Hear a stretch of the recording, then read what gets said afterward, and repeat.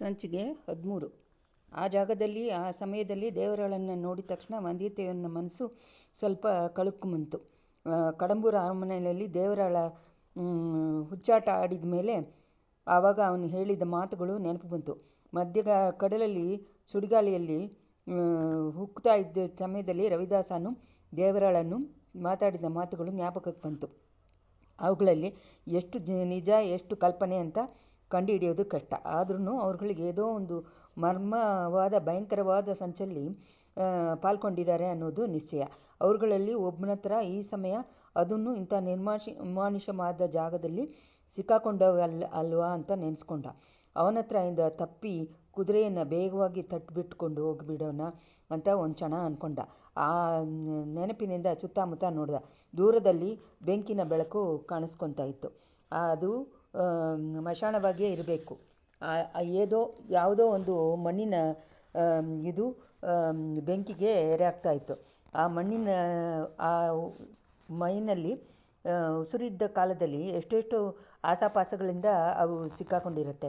ಎಂಥ ಕಷ್ಟ ಸುಖಗಳನ್ನು ಅನುಭವಿಸಿರುತ್ತೆ. ಅರ್ಧ ಕ್ಷಣದಲ್ಲಿ ಮಿಕ್ಕಿ ಇರೋದು ಒಂದು ಹಿಡಿ ಬೂದಿ ಅಷ್ಟೆ. ಈ ಲೋಕದಲ್ಲಿ ಹುಟ್ಟಿದವರು ಎಲ್ಲರೂ ಒಂದು ದಿವಸ ಪಡಬೇಕಾದ ಗತಿ ಅದೇ ತಾನೆ. ರಾಜರುಗಳಾದರೂ ಸರಿ, ಬಡ ಭಿಕ್ಷುಗನಾದರೂ ಸರಿ, ಒಂದು ದಿವಸ ಅಗ್ನಿಗೆ ಎರೆ ಆಗಬೇಕು, ಇಡೀ ಬೂದಿಯಾಗಿ ಆಗಬೇಕು. ದಿಗಿಲು ಬಂದ ಹಾಗೇ ದಿಢೀರಂತ ಹೊಟ್ಟೋಗ್ಬಿಡ್ತು. ಇಂಥ ವೇಷ ವಂಚಕನಿಗೆ ಹೆದರ್ಕೊಂಡು ಯಾಕೆ ಓಡಬೇಕು? ಏನೋ ಇವನು ಹೇಳೋದಕ್ಕೋಸ್ಕರನೇ ಬಂದಿದ್ದಾನೆ. ಅದರಿಂದ ಅದನ್ನು ಕೇಳಿ ಇಡೋಣ, ಇನ್ನೇನು ಕೇಳಿಬಿಡೋಣ. ಒಂದು ವೇಳೆ ಈ ಕೊಲ್ಲ ಒಲೆಕಳದಲ್ಲಿ ತಾನು ತೂರಿದಾಗ ಅಲ್ಲಿಂದ ಹಿಂದೆ ಹೋಗಿ ಮರೆಯಾಗಿದ್ದವನು ಇವನೇ ಇರಬೇಕು. ಅಂಥ ಅದಿಸಿವಾದ ಕತ್ತಿ ಕೂಡ ಇವನ ಹತ್ರ ಇದೆಯಾ ಅಂತ ಅದರಲ್ಲಿ ಮೀನಿನ ಬಿಂಬ ಇತ್ತು. ಇಂಥ ಇವನ ಹತ್ರ ಸ್ವಲ್ಪ ಮಾತಾಡಿದರೆ ಹೊಸದಾಗಿ ಏನಾದರೂ ಸುದ್ದಿ ತಿಳಿಬೋದು. ಆದ್ದರಿಂದ ಕುದುರೆಯನ್ನು ಬೇಗವಾಗಿ ಓಡಿಸ್ಕೊಂಡು ಹೋದ ವந்திಯತ್ತೇವ. ಮೊದಲಲ್ಲಿ ಹೊಸದಾಗಿ ಲಾಡ ಹಾಕಿರೋದ್ರಿಂದ ಆ ಕುದುರೆನೂ ಸ್ವಲ್ಪ ನಡೆಯೋದಕ್ಕೆ ಕಷ್ಟಪಡ್ತಾ ಇತ್ತು. ಅದನ್ನು ಬೇಗವಾಗಿ ಓಡಿಸೋಕ್ಕೆ ಅವನಿಗೆ ಮನಸ್ಸು ಬಂದಿಲ್ಲ. ಇಲ್ಲಿ ಹೇಗಪ್ಪ ಸಡನ್ನಾಗಿ ಬಂದ್ಬಿಟ್ಟಿದೀಯಾ ಅಂತ ಕೇಳಿದ ವந்திಯತ್ತೇವ. ನಾನು ಅಲ್ವಾ ಆ ಥರ ಕ್ವಶನ್ ನಿನ್ನ ಕೇಳಬೇಕು? ನಾನು ಮಧ್ಯ ಕಡಲಲ್ಲಿ ಕಪ್ಪಲು ಹಾಯ್ಮರದ ಜೊತೆ ಕಟ್ಟೆ ಹಾಕ್ಬಿಟ್ಟು ಬಂದಿವಲ್ಲ, ಹೇಗೆ ನೀ ತಪ್ಪಿಸ್ಕೊಂಡು ಬಂದೆ ಅಂತ ಅಂದ ದೇವರಾಳ. ನಿನಗೂ ಮಾತ್ರನೇ ಮಂತ್ರ ಗೊತ್ತಾ ಅಂದ್ಕೊಂಡ್ಯಾ? ನನಗೂ ಸ್ವಲ್ಪ ಗೊತ್ತು. ಮಂತ್ರದಲ್ಲಿ ನಿನಗೆ ನಂಬಿಕೆ ಉಂಟಾಗಿದ್ದ ಬಗ್ಗೆ ನನಗೆ ತುಂಬ ಸಂತೋಷ. ಆದ್ರೂ ಈ ಮಂತ್ರಶಕ್ತಿಯಿಂದ ನೀನು ಇಲ್ಲಿ ಒಬ್ಬನೇ ಹೋಗ್ತಾ ಇದೆಯಾ ಅನ್ನೋಂತ ನಾನು ತಿಳ್ಕೊಂಡೆ. ಆದ್ದರಿಂದಾನೆ ನಾನು ನಿನ್ನ ಮುಂದೆ ಬಂದು ಕಾಯ್ತಾ ಇದ್ದೆ. ಯಾಕೆ ಕಾಯ್ತಾ ಇದ್ದೆ? ನನ್ನ ಹತ್ರ ಏನು ನಿನ್ನ ಕೆಲಸ? ನೀನೇ ಯೋಚನೆ ಮಾಡಿ ನೋಡು. ಇಲ್ಲ ಅಂದರೆ ಮಂತ್ರಶಕ್ತಿಯಿಂದ ಕಂಡಿಡಿ. ನಿನ್ನ ರಹಸ್ಯಗಳನ್ನು ಮಧ್ಯಕಡಲಲ್ಲಿ ನನ್ನ ಹತ್ರ ನೀವು ಹೇಳಿದ್ದೀರಾ. ಅದರಲ್ಲಿ ಎಷ್ಟು ನಿಜ ಎಷ್ಟು ಕಲ್ಪನೆ ಅನ್ನೋದು ನನಗೆ ಗೊತ್ತಿಲ್ಲ. ಆದ್ರೂ ಅಂಥ ರಹಸ್ಯಗಳನ್ನು ನಾನು ಮರೆತು ಬಿಡೋಕ್ಕೆ ತೀರ್ಮಾನ ಮಾಡಿಬಿಟ್ಟಿದ್ದೀನಿ. ಯಾರ ಹತ್ರನೂ ಹೇಳೋಕ್ಕೆ ಹೋಗಲ್ಲ. ಅದ್ರ ಬಗ್ಗೆ ನಾನೂ ವಿಚಾರ ಪಡಲಿಲ್ಲ. ಯಾವಾಗ ನೀನು ಆ ರಹಸ್ಯಗಳನ್ನು ಯಾರ ಹತ್ರನೂ ಹೇಳ್ತೀಯಾ ಅಂತ ಅಂದ್ಕೊಂಡಿಯೋ ಆ ಕ್ಷಣದಲ್ಲಿ ನಿನ್ನ ನಾಲಿಗೆ ತುಂಡಾಡಿಬಿಡುತ್ತೆ. ಜ್ಞಾಪಕ ಇಟ್ಕೊ. ವந்திಯತ್ತೇವನ ಮನಸ್ಸು ಹಂಗೆ ಜುಮ್ಮನ್ನಿತ್ತು.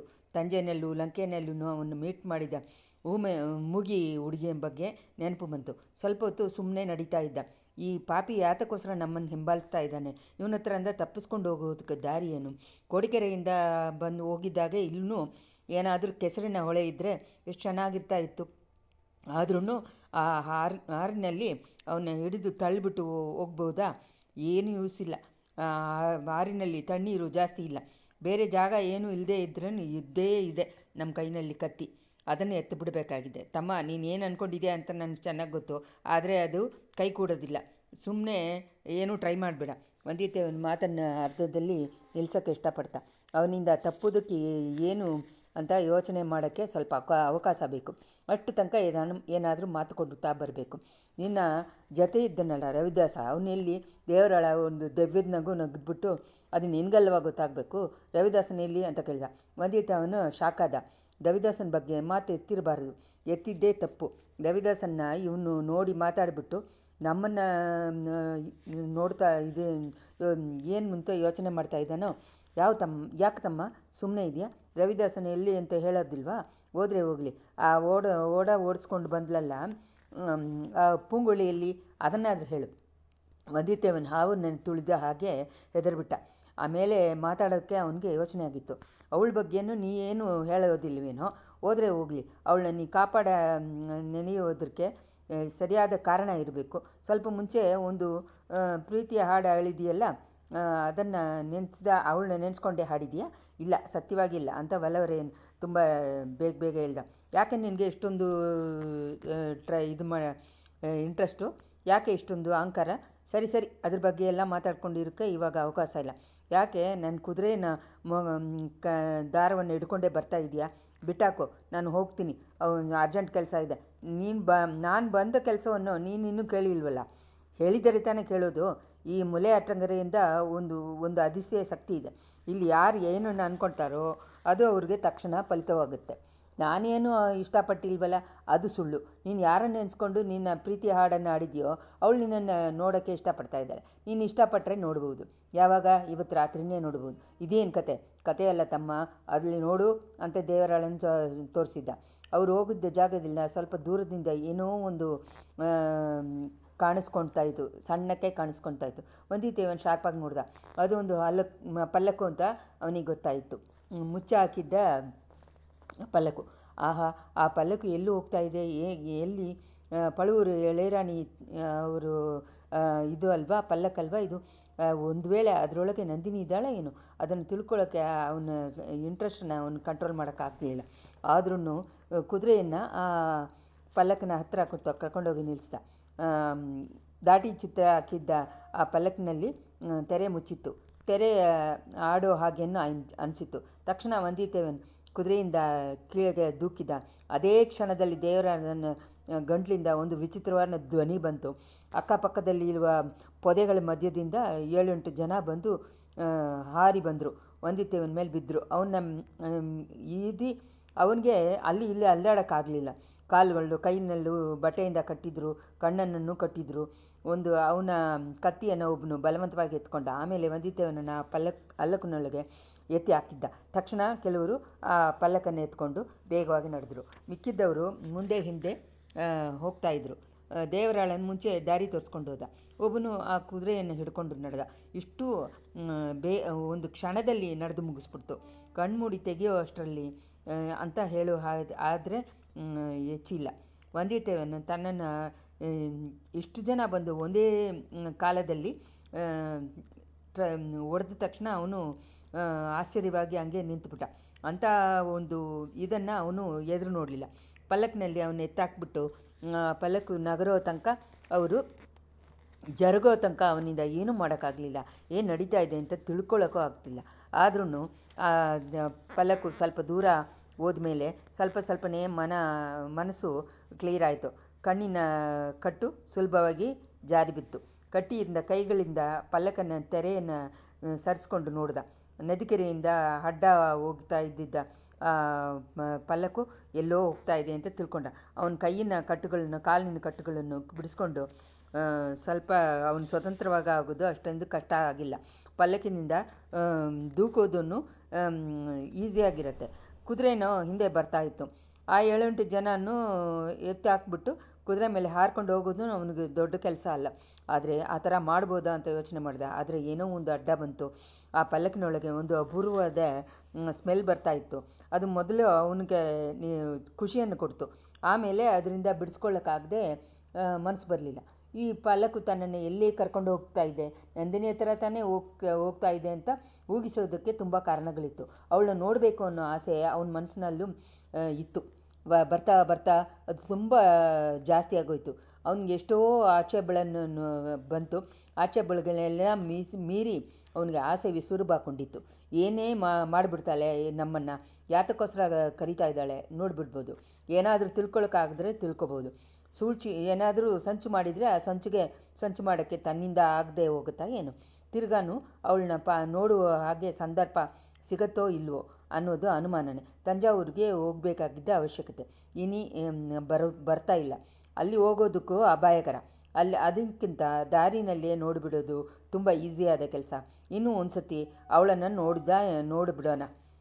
ಹೌದು, ನಂದಿನಿಯನ್ನು ನೋಡಬೇಕು ಅನ್ನೋದಕ್ಕೆ ಇನ್ನೊಂದು ಅವಶ್ಯವಾದ ಕಾರಣನಿತ್ತು. ಲಂಕೆಯಲ್ಲಿ ಅವನು ನೋಡಿದ ಮೂಗಿ. ಆ ನಂದಿನಿ ಹಾಗೇನೆ ಅವಳು ಇದ್ದಾಳೆ ಅಂತ ತಾನು ಅಂದ್ಕೊಂಡಿದ್ದು ಸರಿನಾ, ಅದನ್ನು ತಿಳ್ಕೊಬೇಕು. ಈ ಥರ ವಂದಿತೆಯನ್ನು ಯೋಚನೆ ಮಾಡ್ಕೊಂಡಿರುವಾಗಲೇ ಅವನ ತಲೆ ಸುತ್ತಿತ್ತು. ನಿದ್ದೆ ಬರೋ ಹಾಗೆ ಆಗಿತ್ತು. ಇಲ್ಲ, ನಿದ್ದೆ ಇಲ್ಲ. ಹಗಲಲ್ಲಿ ಅಷ್ಟೊತ್ತು ನಿದ್ದೆ ಮಾಡಿಬಿಡ್ತು. ಇದು ಏನೋ ಮಯಕ ಬರೋ ಹಾಗೆ ಆ ಪಲ್ಲಕ್ಕಿನಲ್ಲಿ ಸುತ್ತಿದ್ದ ಸ್ಮೆಲ್ಲು ಈ ಥರ ತನ್ನನ್ನು ಮಯಗ್ತಾ ಇದೆ ಅಂತ ಗೊತ್ತಾಯಿತು. ಇದೇನು ಭಯಂಕರವಾದ ಅಪಾಯ. ಪಲ್ಲಕ್ಕಿಲಿಂದ ಬಿಡಬೇಕಾಗಿದೆ. ವಂದಿತೆ ಅವನ ಕಟ್ಟನ್ನು ಬಿಡಿಸ್ಕೊಳ್ಳೋಕ್ಕೆ ನೋಡ್ದ, ಆಗಲಿಲ್ಲ. ಕೈಗಳು ಹಂಗೆ ಎತ್ತಲೇ ಇಲ್ಲ ಮೇಲೆ. ಎದ್ದು ಕೂತ್ಕೊಳ್ಳೋಕ್ಕೆ ಟ್ರೈ ಮಾಡಿದ, ಅದೂ ಆಗಲಿಲ್ಲ. ಕಾಲುಗಳನ್ನು ಓಡ್ಕೊಳ್ಳೋಕೆ ನೋಡ್ದ, ಅದನ್ನೂ ಆಗಲಿಲ್ಲ. ಅಷ್ಟೇ ಅವನ ಕಣ್ಣುಗಳು ಮುಚ್ಕೊಳ್ತು. ಬುದ್ಧಿ ಬೇಗ ಮಂಕಾಯಿತು. ಮಯಕ ಅವನನ್ನು ಪೂರಾ ಸುತ್ತಕೊಂಡಿತ್ತು. ವಂದಿತೆ ಅವನ ಮಯಕ ಹೋಗಿ ಕಣ್ಣು ಬಿಡಿಸಿದಾಗ ಹಳೆ ನೆನಪುಗಳು ಬಂದು ಹಲ್ಲಕ್ಕಿಂದ ದೂಕಬೇಕು ಅಂತ ನೋಡಿದ. ಆದರೆ ಏನು ವಿಂತೆ. ಆದ್ರೂ ಅವನಿವಾಗ ಪಲ್ಲಕ್ಕಲ್ಲಿಲ್ಲ. ವಿಶಾಲವಾದ ಒಂದು ಕೋಣೆಯಲ್ಲಿದ್ದ. ಅಲ್ಲಿ ಕೋಣೆ ದೀಪಗಳಿಂದ ಪ್ರಕಾಶವಾಗಿತ್ತು. ಇಲ್ಲಿನೂ ಏನೋ ಒಂದು ಸ್ಮೆಲ್ ಬರ್ತಾ ಇದೆ. ಆದರೆ ಹಳೆ ಥರ ಇಲ್ಲ, ಮಯಕ ಆಗುವ ಥರ ಇಲ್ಲ. ಅಗಿಲು ಹೊಗೆ ಎಲ್ಲ ಹಾಕಿ ಹೊಗೆ ಬರ್ತಾಯಿತ್ತು. ಮುಂಚೆ ಅವನು ಅನುಭವಿಸಿದ ಹಾಗೆ ಬುದ್ಧಿನ ಭ್ರಮಣೆ ಮಾಡುವ ಥರ ಇಲ್ಲ. ಅವನು ಆ ಥರ ಸ್ಮೆಲ್ ಬರ್ತಾಯಿತ್ತು. ಮನಸ್ಸನ್ನು ಕ್ಲಿಯರ್ ಆಗೋಯಿತು. ಮಲಗಿದ್ದ ಆಸನದಿಂದ ಎದ್ದು ಕೂತ್ಕೊಂಡ. ಸುತ್ತಮುತ್ತ ನೋಡಿದ. ಬಾಗಿಲನ್ನು ತೆಗೀತು. ವಂದಿತೆಯನ್ನು ತುಂಬ ಇಂಟ್ರೆಸ್ಟಿಂದ ನೋಡಿದ. ತೆಗೆದ ಬಾಗಿಲಿಂದ ನಂದಿನಿ ಬಂದವಳನ್ನು ಕಣ್ಣು ಮುಚ್ಚದೆ ನೋಡ್ತಾ ಇದ್ದ. ಅವನ ಆಶ್ಚರ್ಯಕ್ಕೂ ತುಂಬ ಕಾರಣಗಳಿತ್ತು. ವರ್ಣನೆಗೆ ಅಂದದೇ ಇರುವ ಅವಳ ಸೌಂದರ್ಯ ಒಂದು ಕಾರಣ. ಸಡನ್ನಾಗಿ ಅವಳನ್ನ ಮೀಟ್ ಮಾಡೋ ಹಾಗೆ ಬಂದಿದ್ದು ಇನ್ನೊಂದು ಕಾರಣ. ಲಂಕೆಯಲ್ಲಿ ಅವನು ನೋಡಿದ್ದ ಮುತ್ಕಿನ ರೂಪ ಜೊತೆ ಈ ಯುವತಿನ ರೂಪ ಎಷ್ಟು ಹೊಂದಿದೆ ಅನ್ನುವ ಯೋಚನೆ ಇನ್ನೊಂದು ಕಾರಣ. ಈ ಒಂದೇ ಥರ ರೂಪಗಳು ಇರ್ಬೋದಾ? ಆದ್ರೂ ಆ ಮುದುಕಿ ನೋಡಿದರೆ ಒಳ್ಳೆ ಆಡೆ ಆಭರಣಗಳ ತರಿಸಿಲ್ಲ. ಆದ್ರೂ ಆ ಥರ ಅದಕ್ಕೆ ಈ ಥರ ಕಾಣಿಸ್ತಾ ಇದೆಯಾ? ತುಂಬ ಇಂಪಾದ ಧ್ವನಿಯಲ್ಲಿ, ಅಯ್ಯ ನೀವು ತುಂಬ ಒಳ್ಳೆಯವರು ಅಂತ ಹೇಳಿದ್ರು ನಂದಿನಿ. ವಂದಿತೆ ವಂದನ ಅಂತ ಹೇಳಿದ. ಒಳ್ಳೆಯವ್ರಿಗೂ ಅಭ್ಯಾಸ ಹೇಳದೆ ಹೋಗೋದು ತಾನೆ. ತಂಜೆ ಅರಮನೆಯಿಂದ ನನ್ನ ಹತ್ರ ಹೇಳ್ಕೊಳ್ದೇ ಹೋಗ್ಬಿಟ್ಟಿದ್ದೀರಲ್ವಾ ಅಂತ ಅಂದಳು ನಂದಿನಿ. ವಂದಿತೆಯನ್ನು ನಗದ. ತಂಜೆ ಕೋಟೆಯಿಂದ ಬರೋ ಒಳಗೆ ನಿಮಗೆ ನಾನು ಹೆಲ್ಪ್ ಮಾಡಿದೆ.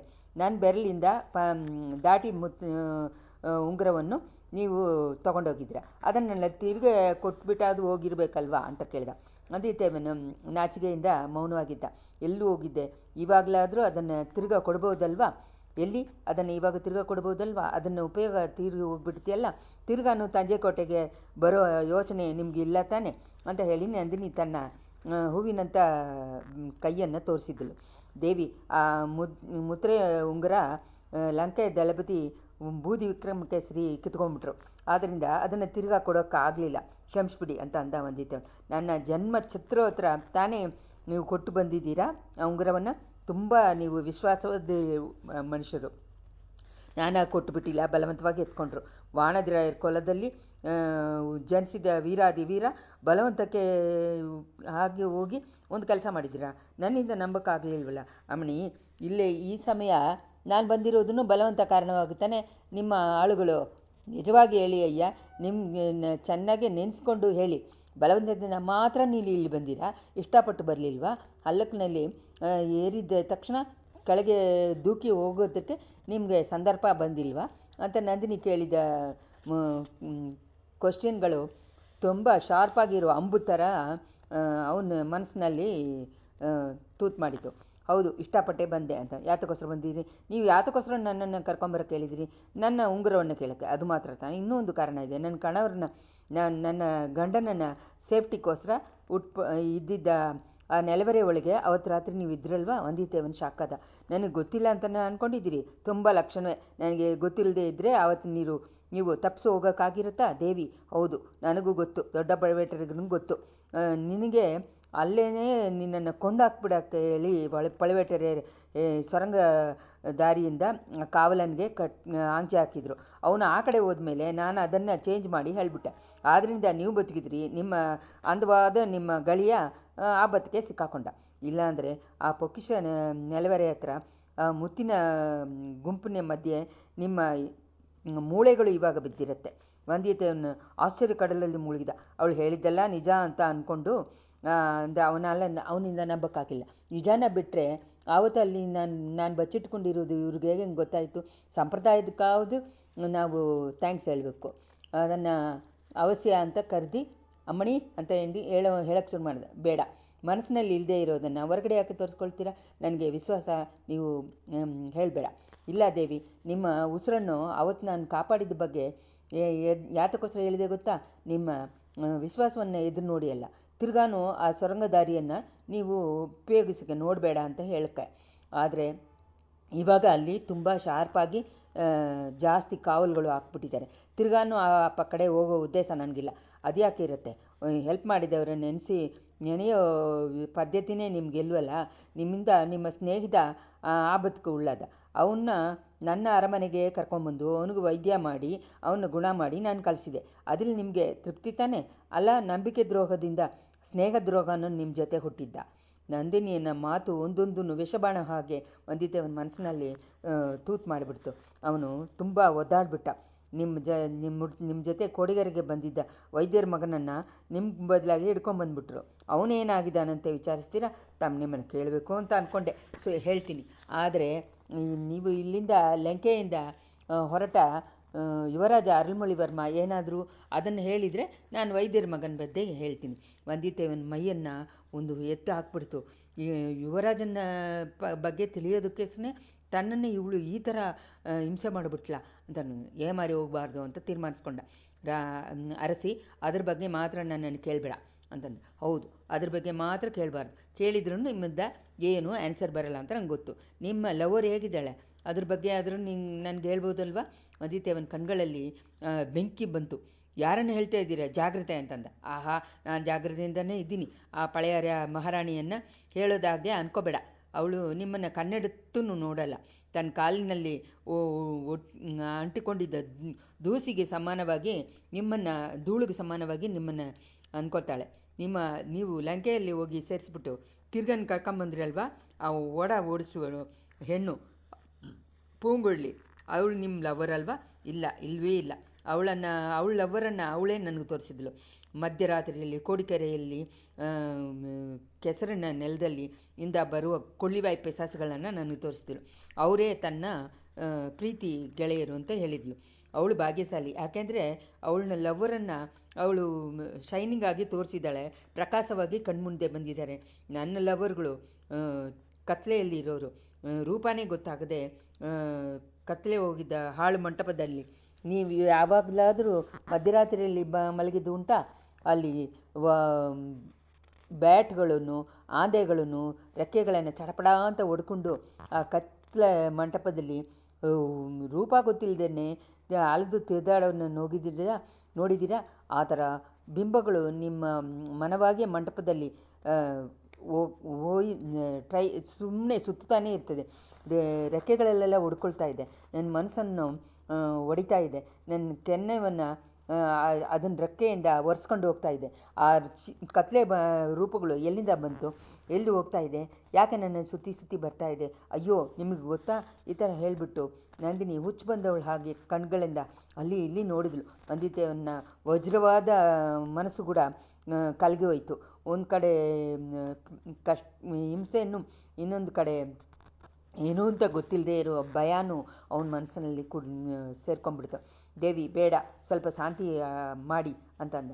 ನನ್ನನ್ನು ಶಾಂತಿ ಅಂತ ಹೇಳಕ್ಕೆ ನೀನು ಯಾರು ಅಂತ ಕೇಳಿದ್ಲು ನಂದಿನಿ. ನಾನು ವಾನರ್ಕುಲದಲ್ಲಿ ಬಂದಿದ್ದ ಬಡ ಯುವಕ. ನೀವು ಯಾರು ದೇವಿ? ನಾನು ಯಾರು ಅಂತಲೇ ಕೇಳ್ತೀಯ? ಅದೇ ನನಗೂ ಗೊತ್ತಿಲ್ಲ.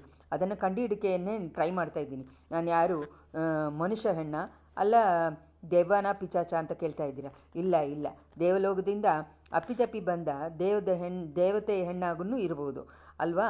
ದೈವ ಶಾಪದಿಂದ. ಹೌದು, ದೈವ ಶಾಪ ಏನೋ ನನ್ನ ಮೇಲೆ ಇದೆ. ಅದು ಏನು ಅಂತ ಮಾತ್ರ ನನಗೆ ಗೊತ್ತಾಗಲಿಲ್ಲ. ನಾನು ಯಾರು, ಯಾತಕ್ಕೋಸ್ಕರ ಹುಟ್ಟಿದ್ದೀನಿ ಅನ್ನೋದನ್ನು ನನಗೇ ಗೊತ್ತಿಲ್ಲ. ಇಷ್ಟು ತನಕ ಒಂದೇ ಒಂದು ಸೂಚಕವನ್ನು ಮಾತ್ರ ದೈವ ನನಗೆ ಕೊಟ್ಟಿದೆ, ಇಲ್ಲಿ ನೋಡಿ ಅಂತ ಹೇಳಿ ನಂದಿನಿ ಅವಳ ಪಕ್ಕದಲ್ಲಿ ಇದ್ದಿದ್ದ ಕತ್ತಿಯನ್ನೆತ್ತಿ ತೋರಿಸಿದ್ಲು. ಹೊಸದಾಗಿ ಎಲ್ಲ ಪಾಠ ಮಾಡಿದ್ದ ವಾಳು ದೀಪದ ಇದರಲ್ಲಿ ಫಳಫಳ ಅಂತ ಜ್ವಲಿತಾ ಇತ್ತು. ವந்திಯತ್ತೇವನ್ ಆ ವಾಳನ್ನು ನೋಡಿದ ತಕ್ಷಣ ಅದು ಪಟ್ರೆಯಿಂದ ಬಂದಿದ್ದ ವಾಳು ಅಂತ ತಿಳ್ಕೊಂಡ. ಇಷ್ಟು ತನಕ ನಂದಿನಿನ ಮಾತುಗಳಿಂದ ಇರುವ ವಿಷಬಾಣಗಳಿಂದ ಅವನ ಮನಸ್ಸು ಒದ್ದಾಡ್ತಾ ಇತ್ತು. ಇವಾಗ ವಜ್ರದಿಂದ ಮಾಡಿದ ಆ ವಾಳ ಇದನ್ನು ನೋಡಿದ ತಕ್ಷಣ ಮನಸ್ಸು ದಿಟ್ಟಾಕೊಂಡಿತ್ತು. ಯಾಕೆ ಅಂದರೆ ವಾಳು, ವೇಲು ಎಲ್ಲ ಆಯುಧಗಳೆಲ್ಲ ಅವನಿಗೆ ಅಭ್ಯಾಸ ಆಗಿದ್ದೆ. ಹುಟ್ಟಿದ ದಿವಸದಿಂದ ಅವನ ಜೊತೆನೇ ಇದ್ದಿದ್ದು. ಆದ್ರೂ ಭಯವಿಲ್ಲ. ನಂದಿನಿ ಆ ವಾಳನ್ನು ತನ್ನ ಮೇಲೆ ಪ್ರಯೋಗ ಮಾಡಿದ್ರೂ ಭಯ ಇಲ್ಲ.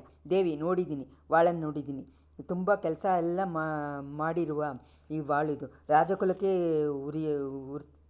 ಆದ ವಾಳು, ವೀರಗಳ ಕೈಗಳಿಗೆ ಇರಬೇಕಾದ ವಾಳು, ಒಂದು ತುಂಬ ಇದಾಗಿ ಇರುವ ನಿಮ್ಮ ಅಂದವಾದ ಕೈನಲ್ಲಿ ಯಾಕೆ ಇದು ಬಂತು? ಅದರಿಂದ ದೈವ ನಿಮಗೆ ಕೊಟ್ಟಿರುವ ಸೂಚನೆಯಾದರೂ ಏನು ಅಂತ ಕೇಳಿದ. ಇಷ್ಟರಲ್ಲಿ 13ನೇ ಅಧ್ಯಾಯ ಮುಗಿಯಿತು. ಸಂಚಿಕೆ 14. ನಂದಿನಿ ಚೆನ್ನಾಗೇ ಶೈನಿಂಗ್ ಆಗಿದ್ದಿದ್ದ ಆ ಕತ್ತಿಯನ್ನು ಎತ್ತಿ ಆಸೆಯಿಂದ ತನ್ನ ಎದೆ ಜೊತೆ ತಪ್ಪಿಕೊಂಡ್ಳು. ಆಮೇಲೆ ಮುಖದಲ್ಲಿ ಸೇರಿಸಿಟ್ಕೊಂಡು ತನ್ನ ತುಟಿಗಳಿಂದ ಮುದ್ದು ಮಾಡಿದ್ಲು. ಒಂದು ಕ್ಷಣ ಅಗ್ನಿ ಸುಡ್ತಾ ಇರುವ ಅಗ್ನಿ ಕೆಂದಾವರೆ ಮಲರನ್ನು, ಹೂವನ್ನು ಮುತ್ತಿಡೋ ಹಾಗೆ ಇತ್ತು.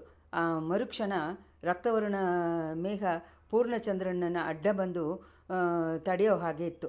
ನಂದಿನಿನ ಮುಖ ಆವಾಗ ಕಾಪಾಲಿಗರುಗಳು ಪೂಜೆ ಮಾಡಿದ್ದ ರಕ್ತಬಲಿ ಕೇಳುವ ಕಾಳಿನ ಘೋರ ಸೌಂದರ್ಯ ಮುಖವಾಗಿತ್ತು. ಕತ್ತಿಯನ್ನು ಎತ್ತಿ ಮುಂಚೆ ಹಾಗೆ ಪಕ್ಕದಲ್ಲಿ ಇಟ್ಟಿದ ತಕ್ಷಣ ಅವಳ ಮುಖ ಹಳೆಯ ವಸೀಕರವನ್ನು ಸೇರಿತು. ಹೌದು, ದೈವ ನನಗೆ ಕೊಟ್ಟಿದ್ದ ಸೂಸಕ ಈ ಕತ್ತಿ. ಆದರೆ ಈ ಸೂಸಕದ ಇದು ಏನು ಅಂತ ಅರ್ಥ ಆಗಲಿಲ್ಲ ನನಗೆ. ಈ ಕತ್ತಿಯನ್ನು ನಾನು ಯಾವಾಗಲೂ ಒಲೆ ಕೆಳಗೆ ಕಲಸಿ ಅದನ್ನು ಇರುವ ತುಕ್ಕೆಲ್ಲ ಎತ್ತಿ ಶಾರ್ಪಾಗಿ ಮಾಡಿ ಇಟ್ಕೊಂಡಿದ್ದೀನಿ. ತಾಯಿ ಹುಲಿ ತನ್ನ ಕುಟ್ಟಿ ಹುಲಿಯನ್ನು ಸೇವ್ ಮಾಡೋ ಥರ ನಾನು ಇದನ್ನು ಸೇವ್ ಮಾಡ್ತಾ ಬರ್ತಾಯಿದ್ದೀನಿ. ಸರಿಯಾದ ಪ್ರಾಯ ಬರೋ ಒಳಗೆ ಆ ಹುಲಿಮರಿ ಉದ್ದವಾದ ಕೊಂಬು ಇಟ್ಕೊಂಡಿದ್ದ ಕಾಡು ಮಾಡುಗಳಿಂದ ಸಿಕ್ಕಾಕೊಳ್ಳೋದೇ ಇರಬೇಕಲ್ವಾ? ಅರೇಬಿಯನ್ ದೇಶದವರು ತಮ್ಮ ಕುದುರೆಯನ್ನು ಎಷ್ಟು ಪ್ರೀತಿಯಿಂದ ಸಾಕ್ತಾರೋ ಅದೇ ಥರ ನಾನು ಇದನ್ನು ಸಾಕ್ತಾ ಬರ್ತಾಯಿದ್ದೀನಿ. ಕಾಯಿಲೆ ಬಿದ್ದಿದ್ದ ಸುಂದರ ಸೋಳ ಚಕ್ರವರ್ತಿಗೆ ವಾನಮಾದೇವಿ ಸೇವೆ ಮಾಡೋ ಹಾಗೆ ನಾನು ಈ ಕತ್ತಿಗೆ ಸೇವೆ ಮಾಡ್ತಾ ಬರ್ತಾಯಿದ್ದೀನಿ. ಇದನ್ನು ಕೊಂಡು ನಾನು ಏನು ಮಾಡಬೇಕು ಅನ್ನೋದನ್ನು ದೈವ ಇನ್ನೂ ನನಗೆ ಹೇಳಲಿಲ್ಲ. ಹೂವಿನ ಹಾರ ಹಾಕಿ ಪಳಗಿದ್ದ ಈ ಕೈಯಿಂದ ಈ ಕತ್ತಿಯನ್ನು ಎತ್ಕೊಂಡು ಯಾವ ಕೆಟ್ಟವನ ವಿಷ ಮನಸ್ಸಿಗೆ ಹಾಕಬೇಕು ಅಂತ ದೈವಾನ್ಯ ಆಜ್ಞೆನೋ ನನಗೆ ಗೊತ್ತಿಲ್ಲ. ನನ್ನ ಎದೆಯಲ್ಲೇ ಚುಚ್ಚಿಕೊಂಡು ರಕ್ತ ಬರೋ ಹಾಗೆ ಮಾಡಿಕೊಂಡ್ರೂ ಅಡ್ಡಿ ಇಲ್ಲ. ನನ್ನ ಚಿತ್ತಾನೋ ಇನ್ನೂ ಅದು ಏನು ಚಿತ್ತಾನೋ ದೈವದ್ದು ಅದು ನನಗಿನ್ನೂ ಗೊತ್ತಾಗಲಿಲ್ಲ. ಈ ಕತ್ತಿಯನ್ನು ನನಗೆ ಕೊಟ್ಟಿರುವ ದೈವ ಸಮಯ ಬರುವಾಗ ಅದನ್ನು ನನಗೆ ತಿಳಿಸತ್ತೆ. ಆ ಟೈಮ್ ಬರುವಾಗ ನನಗೆ ಯಾವುದು ಅಂತ ನನಗೆ ಗೊತ್ತಿಲ್ಲದೆ ಇರೋದ್ರಿಂದ ರಾತ್ರಿ ಹಗಲು ಇದನ್ನು ಯಾವಾಗಲೂ ಕಾಯ್ತಾ ಕೂತಿದ್ದೀನಿ. ಹೌದು, ಈ ಎಳೆ ರಾಣಿಗೆ ಆಡೆ ಆಭರಣ ಅಲಂಕಾರಗಳಿಗೆ ತುಂಬ ಇಷ್ಟ ಅಂತ ಊರಿಗೆ ಗೊತ್ತು. ಆದ್ರೂ ಹಗಲು ರಾತ್ರಿ 60 ನಾಳಿಗೆಯೂ ನಾನು ಈ ನನ್ನ ಮೈಯನ್ನು ಅಲಂಕಾರ ಮಾಡಿಕೊಂಡು ಬರ್ತಾಯಿದ್ದೀನಿ. ಪಾಪ ಪಡೆಯೋ ದೊಡ್ಡ ಪಳವೇಟೆಯರು ಅವ್ರ ಗೌರವಕ್ಕೋಸ್ಕರನೇ ನಾನು ಈ ಥರ ಅಲಂಕಾರ ಮಾಡಿಕೊಂಡು ತಿರುಗೋ ಹಾಗೆ ಅಂದ್ಕೊಂಡಿದ್ದಾರೆ. ಅವ್ರ ಮನಸ್ಸಿನಲ್ಲಿ ಬೆಂಕಿಯಾಗೆ ಇರುವ ಬೆಂಕಿಯನ್ನು ಯಾರಿಗೆ ಗೊತ್ತು? ಇದನ್ನೆಲ್ಲ ಭ್ರಮೆ ಹಿಡಿದವನ ಹಾಗೆ ಕೇಳ್ಕೊಂಡಿದ್ದ ವಲವರಿಯ ಸೋಯೋ ಜ್ಞಾಪಕ ಬಂದು, ಅಮ್ಮಣಿ ದೊಡ್ಡ ಪಳವೇಟರು ಎಲ್ಲಿ ಅಂತ ಕೇಳ್ತಾರೆ. ಯಾಕೆ ಆ ಮುದುಕರನ್ನ ನೋಡಿ ನಿಮಗೇನು ಭಯನಾ ಅಂತ ಕೇಳಿದೆ. ಇಲ್ಲ ಅಮ್ಮಣಿ, ನಿಮ್ಮನ್ನು ನೋಡೋಕ್ಕೆ ನಾನು ಹೆದರ್ಲಿಲ್ವಲ್ಲ, ಪಳವೇಟರಿರತ್ತೆ ನನಗೆ ಎಂಥ ಭಯ ಅಂದ ವಂದಿತೇವನು. ಆಹಾ, ನಿಮ್ಮನ್ನು ನನಗೆ ಹಿಡಿದಿರುವ ಕಾರಣನೇ ಇದೇನೆ. ಯಾಕೋ ನನ್ನನ್ನು ನೋಡಿ ಎಲ್ಲರೂ ಹೆದರ್ತಾ ಇದ್ದಾರೆ. ವೀರಾದಿ ವೀರನು ಎಷ್ಟೋ ರಣರಂಗದಲ್ಲಿ ಜಗಳ ಮಾಡಿ ಮೈ ಮೇಲೆ 64 ಹುಣ್ಣುಗಳನ್ನು ಒತ್ಕೊಂಡಿರುವ ದೊಡ್ಡ ಪಳುವೇಟರಿಯರು ಕೂಡ ನನ್ನನ್ನು ನೋಡಿ ಭಯ ಪಡ್ತಾ ಇದ್ದಾರೆ. ಚಿಕ್ಕ ಪಳುವೇಟರಿಯರು ಯಮನ್ನೂ ಎದುರಿಸ್ಕೊಂಡು ಬಂದಿರೋರು ಅಂತ ಹೇಳೋ ಹಾಗೆ ಇರೋರು ನನ್ನ ಹತ್ರ ಬರುವಾಗ ಹೆದರು ನಡುಗ್ತಾರೆ. ಈ ಸೋಳ ಸಾಮ್ರಾಜ್ಯನ ಏಕ ಚಕ್ರಾಧಿಪತಿಯಾಗಿ ರಾಜ್ಯ ಆಳಕ್ಕೆ ಇಷ್ಟಪಡೋ ಮಧುರಾಂಧಕರ ಕೂಡ ನನ್ನ ಹತ್ರ ಬರುವಾಗ ಭಯಭಕ್ತಿಯಿಂದ ಬರ್ತಾ ಇದ್ದಾರೆ. ಯಮಲೋಕವನ್ನು ನೋಡ್ಕೊಂಡು ಇರುವ ಸುಂದರ ಸೋಳ ಚಕ್ರವರ್ತಿ ಕೂಡ ನನ್ನ ಹತ್ರ ಹೋದರೆ ನಡುಗ್ತಾರೆ. ಒಂದೊಂದು ಸತಿನ ನನ್ನನ್ನು ನೋಡ್ಕೊಂಡು ಅವರು ಮೂರ್ಛೆ ಆಗಿಬಿಡ್ತಾರೆ. ಆವತ್ತು ಬಂದಿದ್ದನಲ್ಲ ಪಾರ್ಥಿಬೇಂದ್ರನ್, ಅವನ ತುಂಬ ಅಂಜದ ಗಂಡು ಅಂತ ನಾನು ಕೇಳಿದ್ದೀನಿ. ಆದಿತ್ಯ ಕರಿಗಾಲರನ್ನ ಪ್ರೀತಿಯ ಗೆಳೆಯ ಅಂತಲೂ ನಂಗೆ ಗೊತ್ತು. ಆದರೆ ನನ್ನ ಹತ್ರ ಬಂದ ತಕ್ಷಣ ಒಂದು ಕ್ಷಣಕ್ಕೆಲ್ಲ ಅವನು ಹೇಗೆ ಹುಡುಗಿ ಹೋಗ್ಬಿಟ್ಟಿದ್ದಾನೆ. ಆದಿತ್ಯ ಕರಿಗಾಲರ ಹತ್ರ ತಕ್ಷಣ ಹೋಗಿ ಸೇರಬೇಕಾದ್ರೆ ಕರ್ತವ್ಯನ ಮರೆತು ನನ್ನನ್ನು ಹಿಂಬಾಲಿಸ್ಕೊಂಡು ಬರ್ತಾ ಇದ್ದಾನೆ. ನಾನು ತಲೆಯಿಂದ ಇಟ್ಟಿದ್ದ ಕೆಲಸವನ್ನು ಕಾಲಿಂದ ಮಾಡೋಕ್ಕೆ ಅವನು ರೆಡಿಯಾಗಿದ್ದಾನೆ. ಅದೇ ಸಮಯದಲ್ಲಿ ನನ್ನ ಹತ್ತಿರ ಬರುವಾಗ ಅವನು ನಡುಗ್ತಾ ಇದ್ದಾನೆ. ಅದನ್ನು ನೋಡುವಾಗ ನನಗೂ ಒಂದು ನೆನಪಿಗೆ ಬರ್ತಾ ಇದೆ. ಚಿಕ್ಕ ಮಗುವಾಗಿದ್ದಾಗ ಉರಿಯೋ ಬೆಂಕಿಯನ್ನು ನೋಡಿ ನನಗೆ ತುಂಬ ಆಸೆ ಆಗಿತ್ತು. ಆ ಬೆಂಕಿಯ ಹತ್ತಿರ ಹೋಗ್ತೀನಿ, ಅದು ಉರಿತಾ ಇರೋದು ನೋಡಿ ಆಸೆಯಿಂದ ಅದರ ಕೈ ಬೆರಳನ್ನು ಹತ್ತಿರ ತಗೊಂಡೋಗ್ತೀನಿ. ಆದರೆ ಅದಕ್ಕೆ ಧೈರ್ಯ ಬರಲ್ಲ. ತಕ್ಕಂತ ಬೆರಳನ್ನ ಎತ್ಕೊಂಡ್ಬಿಡ್ತೀನಿ. ಈ ಥರ ಎಷ್ಟೋ ಸತಿ ಮಾಡಿದ್ದೀನಿ. ಪಾರ್ಥಿಬೇಂದ್ರ ನನ್ನ ಪಕ್ಕದಲ್ಲಿ ಬರೋ ಹಾಗೆ ಹೆದರು ನಡುಗುವುದನ್ನು ನೋಡುವಾಗಲೂ ಆ ಹಳೆಯ ಜ್ಞಾಪಕ ನನಗೆ ಬರ್ತಾ ಇದೆ. ಪಲ್ಲವ ಮಾತ್ರ ಏನು, ನೀರು ಯಾರುடைய ತೂದರದಿಂದ ಗೂಢಚಾರಿಯಾಗಿ ಪತ್ರ ಎತ್ಕೊಂಡು ಬಂದರು. ಅವರು ಆದಿತ್ಯ ಕರಿಗಾಲರನ್ನು ಹಾಗೇನೆ. ನಾವು ಮಕ್ಕಳಾಗಿದ್ದ ಕಾಲದಿಂದ ಅವ್ರಿಗೂ ನನ್ನ ಮೇಲೆ ತುಂಬ ಪ್ರೀತಿ, ತಕ್ಷಣ ಒಂದು ಭಯ. ಆದರೆ ಅದರಿಂದ ನನ್ನ ಬಾಳೆ ಹೇಗೆಲ್ಲ ಬದಲಾಗ್ಬಿಡ್ತು. ಅಯ್ಯ, ನಿಮ್ಮ ಯಜಮಾನರನ್ನ ತಿರ್ಗಾ ನೀವು ಮೀಟ್ ಮಾಡುವಾಗ ನನಗೆ ಅಂತ ಒಂದು ಸುದ್ದಿ ಹೇಳ್ತೀರಾ? ಹೋಗಿದ್ದೆಲ್ಲ ಮರ್ತು ಬಿಟ್ಟೆ. ನಾನು ಇವಾಗ ಅವ್ರಿಗೆ ಅಜ್ಜಿ ಅಜ್ಜಿ ಆಗತ್ತೆ. ನಾನು ಇವಾಗ ಅವ್ರಿಗೆ ನನ್ನನ್ನು ನೋಡೋದಕ್ಕೆ ಸ್ವಲ್ಪನೂ ಭಯ ಪಡಬೇಡ ಅಂತ ಹೇಳಿ ಅವ್ರನ್ನ ನಾನೇನು ಖರ್ಚಿ ತಿಂದಾಕ್ಬಿಡಲ್ಲ ಅಂತ ಹೇಳಿದ್ರು. ದೇವಿ, ನನ್ನ ಉಸಿರು ತಿರುಗಿ ಹೋಗುವಾಗ ಆದಿತ್ಯ ಕರಿಗಾಲರನ್ನ ನೋಡ್ತೀನಿ ಅಂತ ನಿಶ್ಚಯ ಇಲ್ಲ. ಹಾಗೆ ನೋಡಿದ್ರು ಅವ್ರ ಹತ್ರ ನಾನು ಹೇಳೋದಕ್ಕೆ ಎಷ್ಟೊಂದೋ ಸುದ್ದಿಗಳಿದೆ. ನಿಮ್ಮ ಸುದ್ದಿಯನ್ನು ಹೇಳೋಕ್ಕೆ ನನ್ನಿಂದ ಪ್ರಾಮಿಸ್ ಮಾಡೋಕ್ಕಾಗಲ್ಲ. ದಯವಿಟ್ಟು ಕ್ಷಮಿಸಿ. ಹೌದು, ನಾನು ನೋಡಿದವರೆಲ್ಲನೂ ನೀರು ಒಬ್ಬರೇ ಧೈರ್ಯಶಾಲಿ. ನಿಮ್ಮ ಮನಸ್ಸಿನಲ್ಲಿ ಇರೋದನ್ನು ಮುಚ್ಚಿಡ ಮರೆಯಲ್ಲದೆ ಹಂಗೆ ಹೇಳ್ತಾ ಇದ್ದೀರ. ಆದ್ದರಿಂದ ನಿಮ್ಮನ್ನು ನನಗೆ ತುಂಬ ಇಡಿಸಿದೆ. ವಾನರಕುಲ ವೀರನೇ, ನಿನಗೆ ನಾನು ತುಂಬ ಜನವನ್ನು ನೋಡಿದ್ದಿಲ್ಲ. ಪಳೆಯಾರ ಎಳೆಯ ಪ್ರಾಟಿಯನ್ನು ಹಾಗೆ ರಥದಲ್ಲಿ ಏರಿ ಪ್ರಯಾಣ ಮಾಡಿಲ್ಲ. ಎಲ್ಲಾದರೂ ಹೋಗಬೇಕಾಗಿ ಬಂದರೆ ಮುಚ್ಚಿದ ಪಲ್ಲಕ್ಕಲ್ಲಿ ಹೋಗ್ತಾ ಇದ್ದೀನಿ. ನನಗೆ ಯಾರ ಮೂಲವಾಗಿ ಏನಾದರೂ ಒಂದು ಕೆಲಸ ಆಗಬೇಕು ಅಂದರೂ ಅವ್ರುಗಳನ್ನ ಮಾತ್ರನೇ ನೋಡ್ತೀನಿ. ಅವ್ರುಗಳು ತುಂಬ ಹೇಡಿಯಾಗಿದ್ದಾರೆ. ಮನಸ್ಸಿನಲ್ಲಿ ಇರೋದನ್ನು ಹೇಳೋದಕ್ಕೆ ಧೈರ್ಯ ಬರಲ್ಲ. ನೀರು ಒಬ್ಬರೇ ಮನಸ್ಸಿನಲ್ಲಿ ಇರೋದನ್ನು ಮುಚ್ಚುಮರೆಯಲ್ಲದೆ ಹೇಳ್ತಾ ಇದ್ದೀರ. ಮುಚ್ಚೋದ್ರಿಂದ ಯಾವುದು ಪ್ರಯೋಜನ ಇಲ್ಲ ಅಂತ ನಂಗೆ ಗೊತ್ತು. ರಾಣಿ, ನಿಮ್ಮ ಕಣ್ಣುಗಳು ಹಂಗೇ ಹೋಗಿ ಕಾಣದೇ ಇರೋ ರಹಸ್ಯ ಯಾವ ಮನುಷ್ಯನ ಮನಸ್ಸಿನಲ್ಲಿ ಇರೋಕ್ಕಾಗಲ್ಲ. ಅದು ನಿಜವಾಗಿರ್ಬೋದು, ಆದರೆ ನಿಮ್ಮ ಮನಸ್ಸಿನಲ್ಲಿ ಇರೋದನ್ನು ನಾನಿನ್ನೂ ಅರ್ಥಕೊಳ್ಳೋಕ್ಕಾಗಿಲ್ಲ. ಹೋದರೆ ಹೋಗಲಿ. ಪಳುವೇಟರ ಬಗ್ಗೆ ಕೇಳಿದ್ರಿ. ನನ್ನ ಗಂಡನು ಪಾರ್ಥಿಬೇಂದ್ರನು ಪರಿವಾರಗಳ ಜೊತೆ ಪಕ್ಕದ ಗ್ರಾಮಕ್ಕೆ ಹಳ್ಳಿಗೆ ಹೋಗಿದ್ದಾರೆ. ಅಲ್ಲಿ ಕಣ್ಣಿಗೆ ಕೂತು ವೇಲನಾಟ ನಡೀತಾ ಇದೆಯಂತೆ. ಚಿಕ್ಕ ಯುವರಾಜರ ಬಗ್ಗೆ ಹುಚ್ಚಾಟನ ಹತ್ರ ಏನಾದರೂ ತಿಳ್ಕೊಳಕ್ಕಾಗತ್ತಾ ಅಂತ ನೋಡೋಕ್ಕೆ ಹೋಗಿದ್ದಾರೆ. ಹುಚ್ಚರು ಯಾರನ್ನ ಕೇಳಬೇಕೋ ಅವ್ರನ್ನ ಹಿಡ್ಕೊಳ್ಳೋದೆ ಜೋಯಿಸರ ಹತ್ರ ಹೋಗಿದ್ದಾರೆ. ತಿರ್ಗಾ ಬರೋಕ್ಕೆ ತುಂಬ ಕಾಲ ಆಗತ್ತೆ. ಆದ್ದರಿಂದನೇ ನಾನು ನಿಮ್ಮನ್ನು ಕರ್ಕೊಂಬರೋಕ್ಕೆ ಹೇಳಿದ್ದೀನಿ. ಅಯ್ಯ, ತಿರ್ಗಾನು ಕೇಳ್ತಾ ಇದ್ದೀನಿ. ಯುವರಾಜರ ಬಗ್ಗೆ ನಿಜ ನಿಮಗೆ ಗೊತ್ತಲ್ವಾ? ಅದನ್ನು ನೀವು ನನಗೆ ಹೇಳಲ್ವಾ ಅಂತ ಕೇಳಿದೆ. ಇಲ್ಲ ದೇವಿ, ಹೇಳೋದಕ್ಕಿಲ್ಲ. ಇನ್ಮೇಲೆ ಯಾವ ಕೆಲಸಕ್ಕೂ ಸುಳ್ಳು ಹೇಳೋದಿಲ್ಲ ಅಂತ ನಾನು ತೀರ್ಮಾನ ಮಾಡಿಬಿಟ್ಟಿದ್ದೀನಿ. ಆದ್ದರಿಂದ ಯುವರಾಜರ ಬಗ್ಗೆ ಹೇಳೋಕ್ಕಾಗಲ್ಲ. ಸ್ವಲ್ಪ ಮುಂಚೆ ಕೂಡ ನನ್ನ ತೀರ್ಮಾನವನ್ನು ಮರ್ತುಬಿಟ್ಟೆ, ಕ್ಷಮಿಸಬೇಕು ಅಂತ ಹೇಳ್ಕೊಂಡೆ ವಂದಿತೇವನ್ ತನ್ನ ಸೊಂಟದಲ್ಲಿ ಇರುವ ಬಟ್ಟೆಯಿಂದ ಒಂದು ಅದನ್ನು ಕಿತ್ತು ಅದರಿಂದ ದಾಟಿ ಉಂಗುರವನ್ನು ಅವ್ರ ಹತ್ರ ಕೊಟ್ಟ. ಅಮ್ಮಣಿ, ಇದೋ ನೀವು ಕೊಟ್ಟಿದ್ದ ದಾಟಿ ಉಂಗುರ.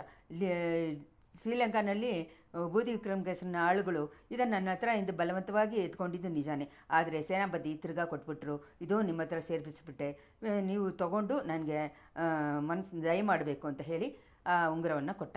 ನಂದಿನಿ ಅದನ್ನು ನೋಡಿಬಿಟ್ಟು ತಾನು ಕೊಟ್ಟಿದ್ದ ಉಂಗುರನೇ ಅದಂತೂ ತಿಳ್ಕೊಂಡ್ಲ. ಅಯ್ಯ, ನಾನು ಕೊಟ್ಟಿದ್ದನ್ನು ತಿರ್ಗಾ ಅಥವಾ ಇಸ್ಕೊಳ್ಳೋ ವಂಶ ನನಗಿಲ್ಲ. ನಿಮ್ಮ ನಿಜವನ್ನು ಶೋಧಿಸಿ ಅರಿಯೋದಕ್ಕೆ ಕೇಳಿದ್ದೀನಿ. ಆ ಥರ ಇದರಲ್ಲಿ ನೀವು ಗೆದ್ದುಬಿಟ್ರಿ. ನನ್ನ ಆಳುಗಳನ್ನ ತಗೊಂಡು ನಿಮ್ಮನ್ನು ಶೋಧನೆ ಹಾಕೋ ಹಾಗೆ ಅವಶ್ಯಕತೆಯನ್ನು ನನಗೆ ಏರ್ಪಡಿಸಲಿಲ್ಲ.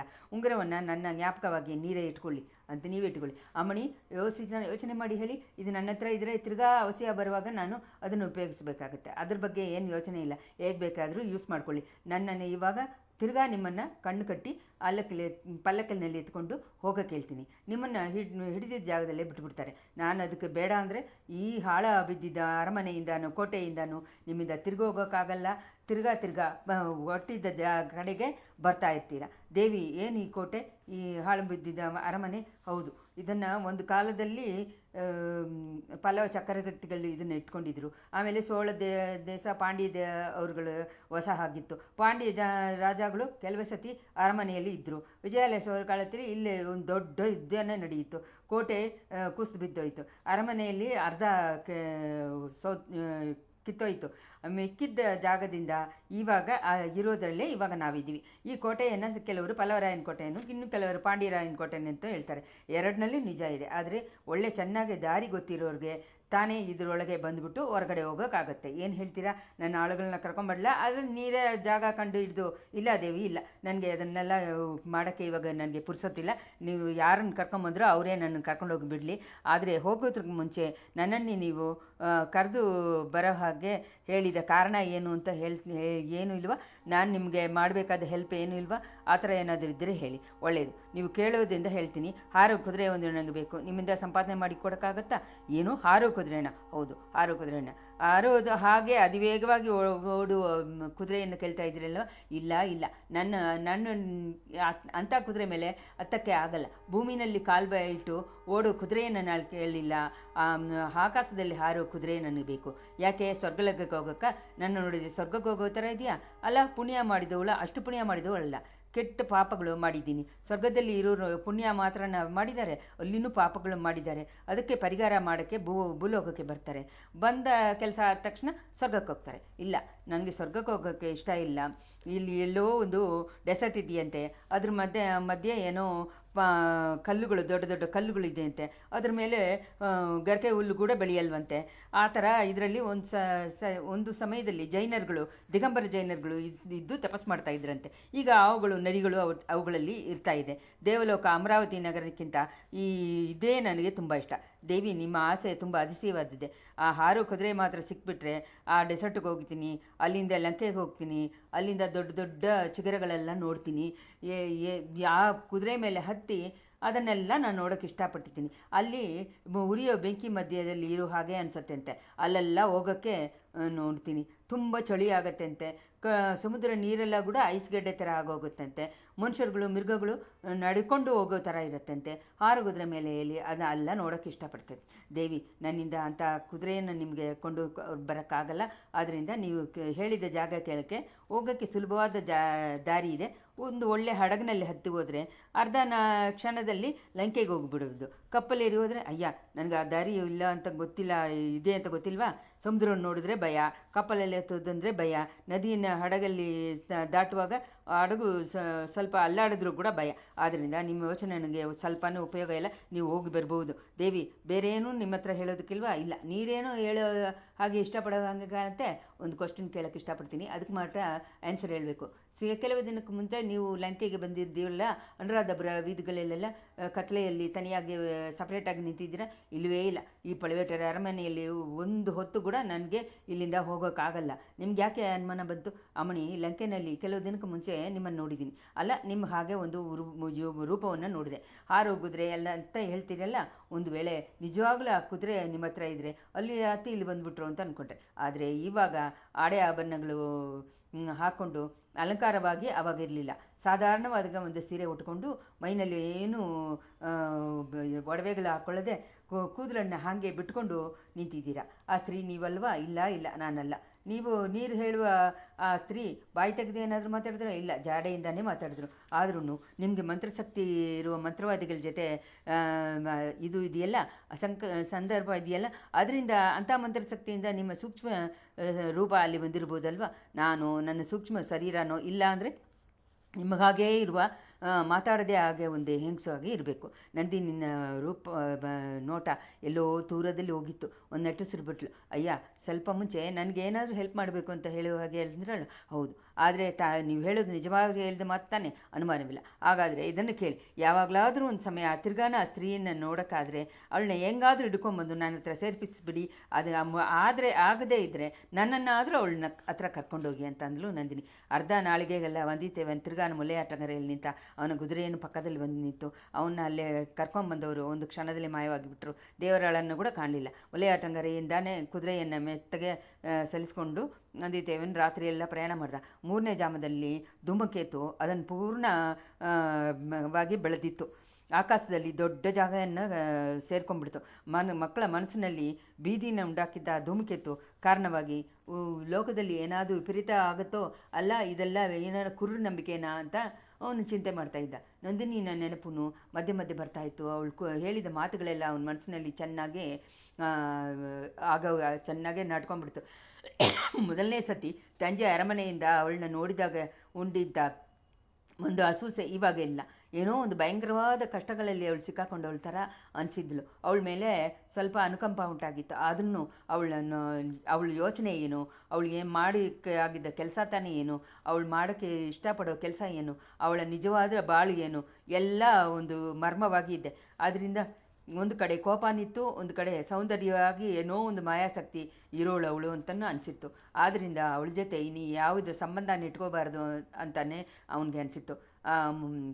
ದಾಟಿ ಉಂಗುರವನ್ನು ಅವಳು ತಿರ್ಗಾ ತಗೊಂಡಿದ್ರೆ ಎಷ್ಟೋ ಚೆನ್ನಾಗಿತ್ತು. ಆದರೆ ಅದನ್ನು ಎಸ್ಕೊಳ್ಳೋಕ್ಕೆ ಅವಳು ನೆಗ್ಲೆಕ್ಟ್ ಮಾಡಿಬಿಟ್ಲಲ್ಲ. ನದಿನಲ್ಲಿ ಎಸ್ಬಿಡೋಣ ಅಂದರೆ ಅದಕ್ಕೂ ಮನಸ್ಸು ಬರ್ತಾ ಇಲ್ಲ. ಇಂಥ ಅಪಾಯಕರವಾದ ಕಾಲದಲ್ಲಿ ಅದು ತಿರ್ಗಾನು ತನಗೆ ಉಪಯೋಗ ಆಗ್ಬೋದು ಅಂತ ಅಂದ್ಕೊಂಡ.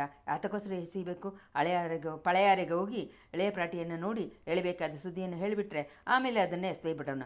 ಇಂಥ ಥರ ಹಿಂಸೆಯಾಗಿದ್ದ ಕೆಲಸಗಳಲ್ಲಿ ಆಮೇಲೆ ಪ್ರವೇಶ ಮಾಡಬಾರ್ದು. ಎರವು ರಾತ್ರಿ 4ನೇ ಜಾಮದಲ್ಲಿ ಉತ್ತರ ದಿಸೆಯಲ್ಲಿ ರಾತ್ರಿ 4ನೇ ಜಾಮದಲ್ಲಿ ಈಸ್ಟ್ ಕಡೆ ಸೂರ್ಯ ಕಾಣಿಸ್ಕೊಂಡಿತ್ತು. ಶುಕ್ರನ ಎದುರಿಸ್ಕೊಂಡು ಹೋಗಬಾರ್ದು ಅಂತ ವಂದಿತೇವನ್ ಕೇಳಿದ್ದಾನೆ.